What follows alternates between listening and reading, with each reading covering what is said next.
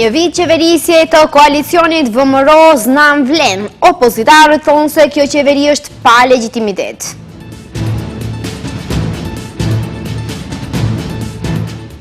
Ligji për përfaqësim të drejtë nesër prezantohet në qeveri, pushteti lavdërohet, opozita akuzon.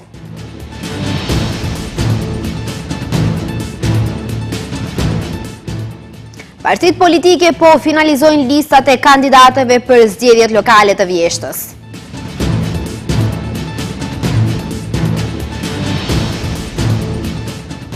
Dikujt i pengon kauza Çame, në Shkup hoq pankarta e trëndafilit të Çamërisë.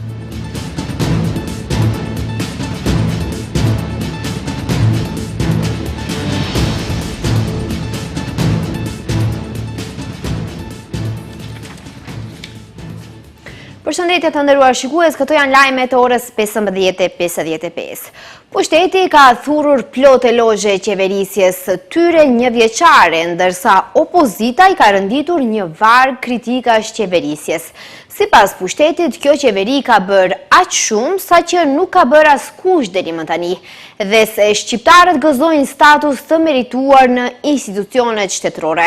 Në ndërkohë, opozita shqiptare akuzon për revizionizëm politik dhe asimilim politik të shqiptarëve, ndërsa LSDM vlerëson se Maqedonia e Veriut është poshtëruar ekonomikisht.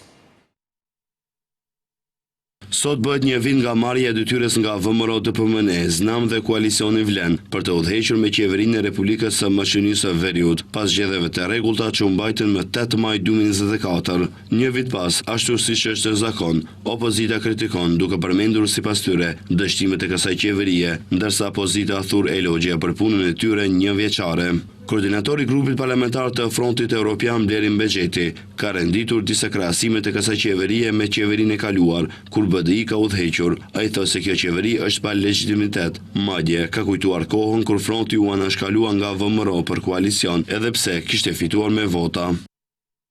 Por sot, vetëm pas një viti, po përballemi me një tentativë të hapur për revizionizëm politik dhe asimilim politik të shqiptarëve. Ende pa mbyllur kutitë e votimit, Mickovski dhe VMRO DPMN vendosën se kush do të përfaqësojë shqiptarët. Jo vota e shqiptarëve, por vullneti i tij. Ata premtojnë ta kthejnë shtetin e marrë nga shqiptarët dhe po e bëjnë me përpikmëri dhe me shumë sukses, duke hasur një përkraje të heshtur nga Vleni pa legjitimitet. Akuzat e njëjta për qeverisë një vjeçare ka drejtuar edhe partia opozitare maqedonase LSDM, të cilët e theksojnë se pas një viti të qeverisë së re, situata me ekonominë është alarmante. Sipas LSDM-s, Maqedonia e Veriut është e poshtëruar ekonomikisht. Ky është realiteti i trishtueshëm sot pas një viti qeverisje. VMRO DPMN, Vlen dhe Znam e kanë zhytur vendin në një paqëndrueshmëri të thellë ekonomike, edhe pse qeveria dëshiron vazhdimisht të sigurojë se ekonomia po rritet. Faktet flasin ndryshe. Inflacioni është pothuajse 4.5% dhe rritja ekonomike me zjarin 2.6%, por herë të parë vendi ka një rezultat negativ ekonomik më të keq se viti i luftës 2001. Ndërkaq, kështu nuk mendon numri 1 qeverisë Christian Mickovski. Ai thotë se kjo qeveri për një vit ka bërë shumë, duke përmendur rritje të pagave, të pensioneve dhe, siç thotë, zhvillimi është i mundshëm. Brenda një viti, kemi rritur pensionet dhe pagat, po ndërtojmë rrugë. Kemi mbi 1.2 miliard euro investime të huaja dhe 1.000 oficer policie të punësuar. Ende kemi shumë punë për të bërë. Zhvillimi është i mundur dhe i arritshëm, më e mira ende nuk ka ardhur. Frytet e punës son do të ndihen ende. Në të njëjtën vit qëndron edhe koalicioni Vlen. Koordinatori i grupit parlamentar të Vlenit, Bekim Çoku, thotë se për herë të parë shqiptarët me Vlenin në qeveri gëzojnë status të meritueshëm në institucione shtetërore. Me Vlenin në qeveri nuk ka më 20 vjet me Vlenin në qeveri nuk ka më që me 20 vjet përvoj pune dhe ende bashkëpunëtor të ri. Neve dim se janë diku 800 avancime që po bëjnë në mbar administratën, vetëm në kuvent janë 7-8 avancime që janë bërë kohën e fundit, që kanë qenë me 15 vjet me si bashkëpunëtor të ri. Por kemi shqiptarë të cilët gëzojnë dinjitet, në vitin e parë të qeverisjes tonë. Pra ka një dallim të jashtëzakonshëm mes dy qeverive të ndryshme. Kujtojmë se qeveria u formua më 23 qershor 2024, ku pas zgjedhjeve parlamentare që u mbajtën më 8 maj, po në atë vit, VMRO-DPMN dhe koalicioni Maqedonia Juaj fitoi 436.036 vota, që i bie në përqindje 43.32%, ose të përkthyer në mandate ka fituar 58. LSDM ka fituar 154.687 vota, ose 15.37% dhe 18 mandate, ndërsa te Partia Shqiptare Fronti Evropian fitoi 137.511 vota, apo 13.66% dhe 19 mandate, ku më pas ju hoq një mandat, pas u përsëritën në disa votimet dhe koalicioni Vlen siguroi 107.029 vota, ose 10.64%, ndërsa fillimisht kishte 13 deputet, pastaj ju shtua edhe një, që u bën 14 mandate. Partitë politike po shkëmbejnë akuza në lidhje me ligjin e përfaqësimit të drejtë, i cili pritet që nesër të kalojë në seancë qeveritare. Koordinatori i grupit parlamentar të Vlenit, Bekim Qoku, deklaroi se ligji do të garantojë një përfaqësi të drejtë për të gjitha komunitetet, përfshirë komunitetin Maqedonas dhe atë shqiptar. Ndërkohë, nga Aleanca për Shqiptarët Krahu i Arben Taravarit kanë thënë se me këtë ligj, pa mekanizma detyrues, shqiptarëve u hiqet e drejta kushtetuese për përfaqësim. Të martën, ligji për përfaqësim të drejtë pritet të kalojë në seancë qeveritare, ndërsa më pas do të dorëzohet në kuvend. I pyetur për akuzat e opozitës në lidhje me këtë ligj, koordinatori i grupit parlamentar të Vlenit, Bekim Qoku, u mjaftua të thotë vetëm se prandaj bëhet ligji që të përfaqësojë të gjitha bashkësitë etnike. Ligji prandaj bëhet. Ligji ka karakter universal dhe pretendon që të ketë edhe barazi, si para ligjit janë të gjithë barabartë, edhe ai bëhet që të përfaqësoj, që të garantoj një përfaqësi të drejtë për gjitha komunitetet, përfshi komunitetin Maqedonas, shqiptar, turk e kështu me radhë. Ndërkohë, nga Aleanca për Shqiptarët Krahu i Arben Taravarit kanë thënë se me këtë ligj, pa mekanizma detyrues, shqiptarëve u hiqet e drejta kushtetuese për përfaqësim. Aleanca për Shqiptarët kërkon rikthimin e kalkulatorit proporcional si mekanizëm të detyrueshëm për çdo institucion publik në proceset e punësimit, në përputhje me të dhënat zyrtare të regjistrimit dhe me kushtetutën. Gjithashtu, kërkojnë vendosjen e masave konkrete ligjore ndaj institucioneve që nuk zbatojnë përfaqësimin e drejtë. Nga BDI një ditë më parë janë shprehur se propozimi ligji i ri nuk e mbron, por sipas tyre përkundrazi e minon parimin kushtetues të përfaqësimit të drejtë, duke hyrë në konflikt të drejt për drejt me marrëveshjen Kornisë të Ohrit dhe me ndryshimet kushtetuese që burojnë prej saj. Ligji i ri është bërë që të zëvendësojë të ashtu quajturin mekanizëm balancues, që u shfuqizua nga gjykata kushtetuese vitin e kaluar, edhe pse versioni zyrtar i ligjit nuk është publikuar ende. Partitë kanë akuzuar njëra tjetrën nëse ligji i ri apo ai që u shfuqizua është më adekuati për përfaqësimin e shqiptarëve nëpër institucione.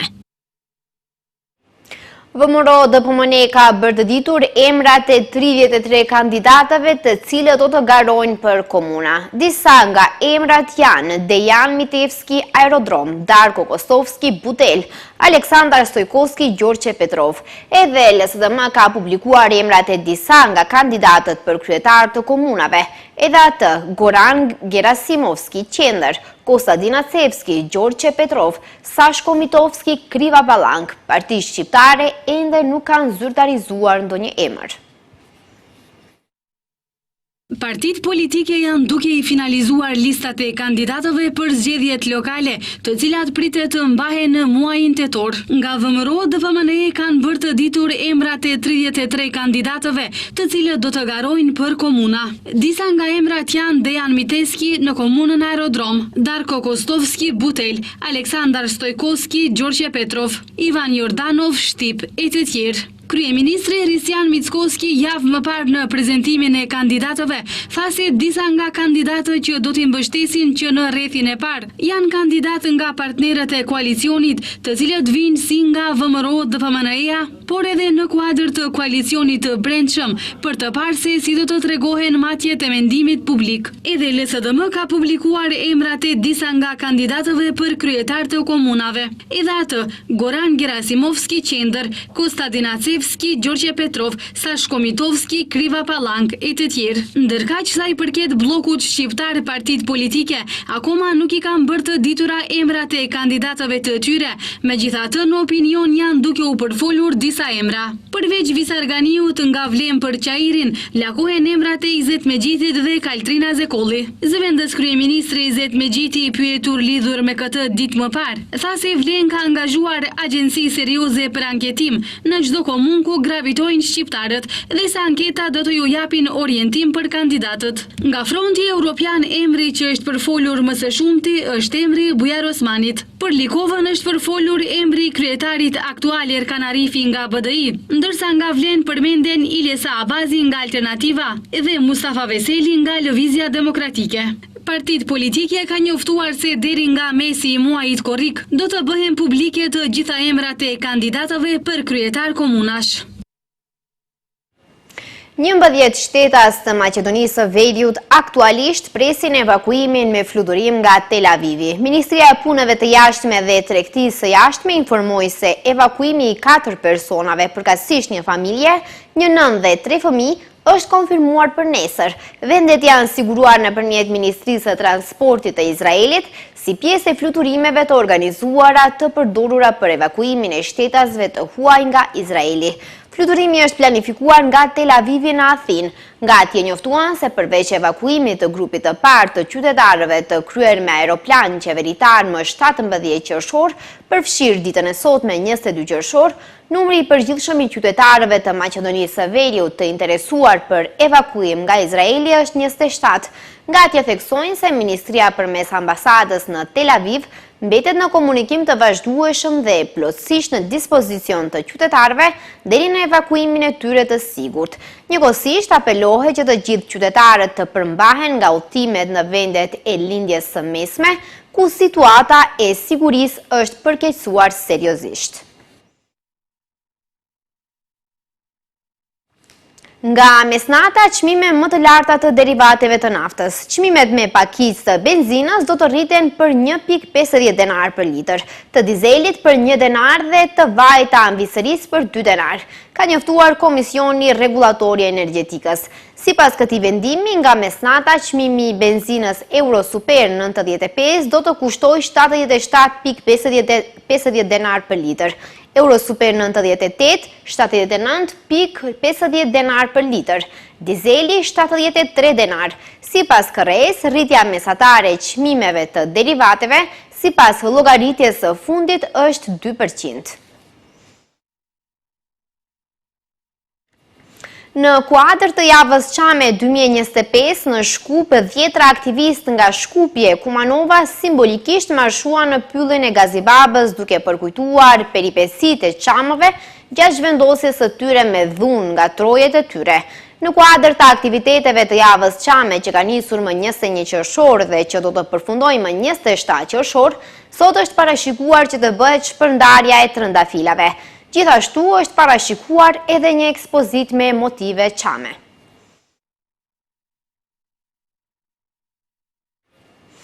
Personat të panjohur kanë hequr njërën nga pankartat e vendosura nën moton Trëndafili i Çamërisë, pjesë e manifestimeve të javës Çame 2025 në Shkup.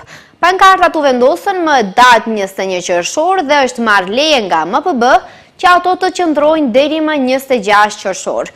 Mirë po është hequr pankarta në mbikalimin pranë sheshit Skënderbeu.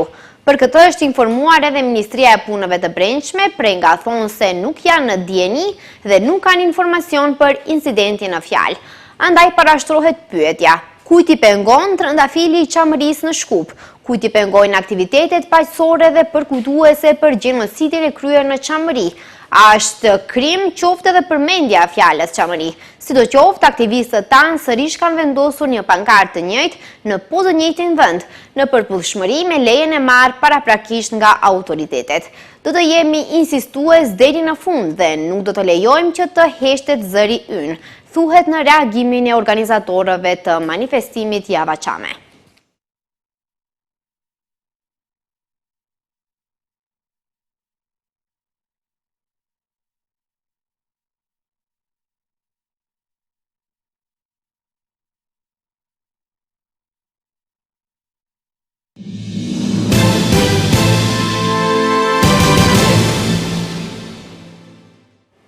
Deputetët vazhdojnë të dështojnë ta konstituojnë përbërjen e re të Kuvendit të Kosovës edhe 4 muaj pas mbajtjes së zgjedhjeve parlamentare të nënshkurtit, duke e lënë vendin pa institucione të reja.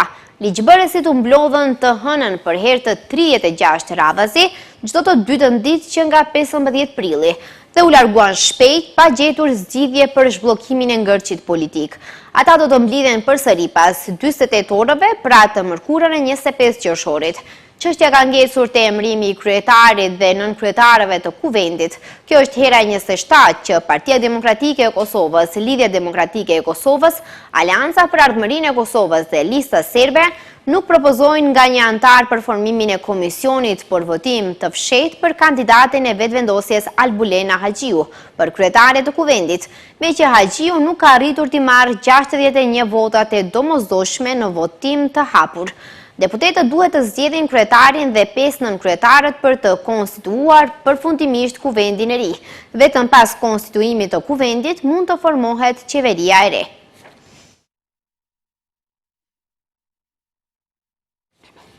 Presidenti serb Aleksandar Vučić ka deklaruar se vendi i tij nuk po eksporton më armë. Lajmin e bëri të ditur ndërsa u pyet nga gazetarët se cilën anë ka zgjedhur Beogradi mes Tel Avivit dhe Teheranit.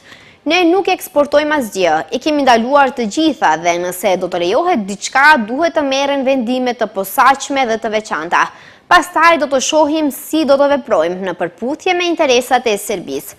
Organet më të larta shtetërore do të informohen për këtë, tha Vučić. Duke u përgjigjur kritikave për eksportin e armëve, Vučić tha se kujdeset për sigurinë e shtetit, por edhe për punëtorët në industrinë e mbrojtjes, ku prodhohet municioni që Serbia më herët e eksportonte jashtë vendit. Dhe për të ndryshuar diçka mund vetëm në këtë mënyrë që të them të gjithë municionin për një periudhë vetëm për kazermat tona, tha presidenti serb.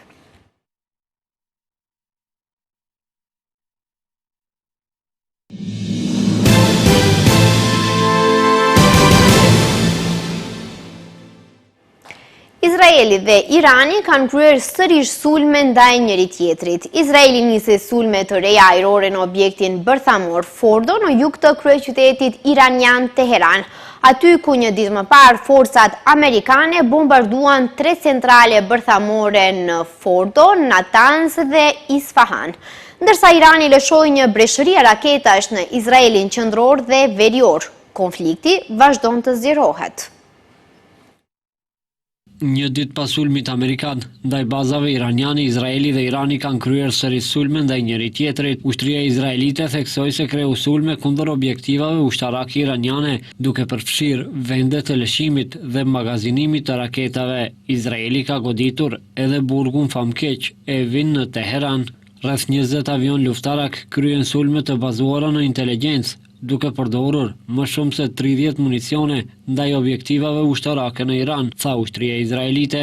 Alarm u dha edhe në Izrael, ndërsa forcat e mbrojtjes thanë se kishin kapur një raketë të lëshuar nga Irani. Mediat izraelite raportuan se 2 persona mbetën të bllokuar në një ndërtesë të goditur nga një raketë në Izraelin qendror. Shpërthime të forta u dëgjuan edhe në Tel Aviv, pasi IDF-ja dha paralajmërim për sulme ajrore për shkak të raketave iraniane që po vinin. Më vonë u lëshuan sërish alarmet për sulme ajrore në disa zona të Izraelit, duke përfshirë qytetin e Tel Avivit, Haifës dhe Jerusalemit.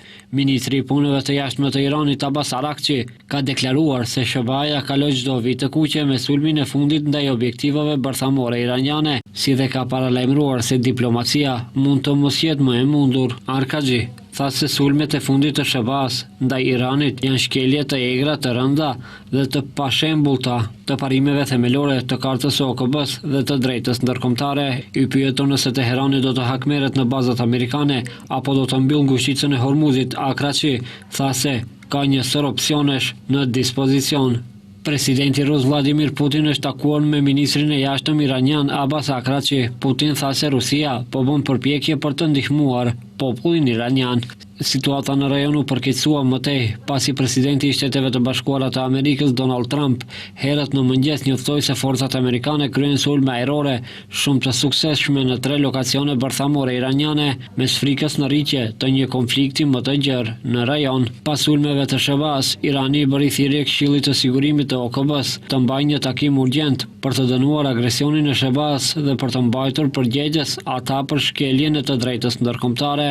Me 13 qershor Izraeli nisi sulme në shkallë të gjerë duke synuar objektivat bërthamore në qytete të ndryshme në Iran, si dhe komandën e lartë ushtarake.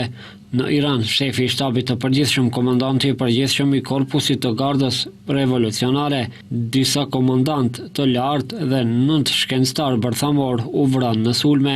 Ministria iraniane e shëndetësisë njoftoi më 21 qershor se numri i përgjithshëm i viktimave civile në sulmet izraelite ishte 430 dhe numri të plagosurve tejkalon 3500. Zyra e kryeministrit izraelit raportoi se 24 persona u vranë dhe 1272 u plagosën në hakmarrjet e kryera nga ushtria iraniane. Të paktën 55.988 palestinez janë vrarë në luftën gjenocidale të Izraelit që nga tetori i vitit 2023, tha Ministria e Shëndetësisë në Gaza, transmeton Anadolu.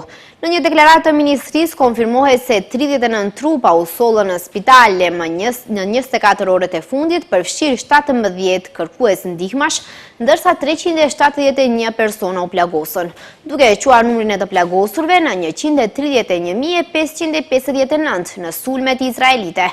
Ushtria izraelite rifilloi sulmet e saj në rripin e Gazës më 18 mars dhe që atëherë ka vrarë 5.685 persona dhe ka plagosur 19.518 të tjerë, duke shkelur një marrëveshje armëpushimi dhe shkëmbimi të burgosurve që hyrin në fuqi në janar.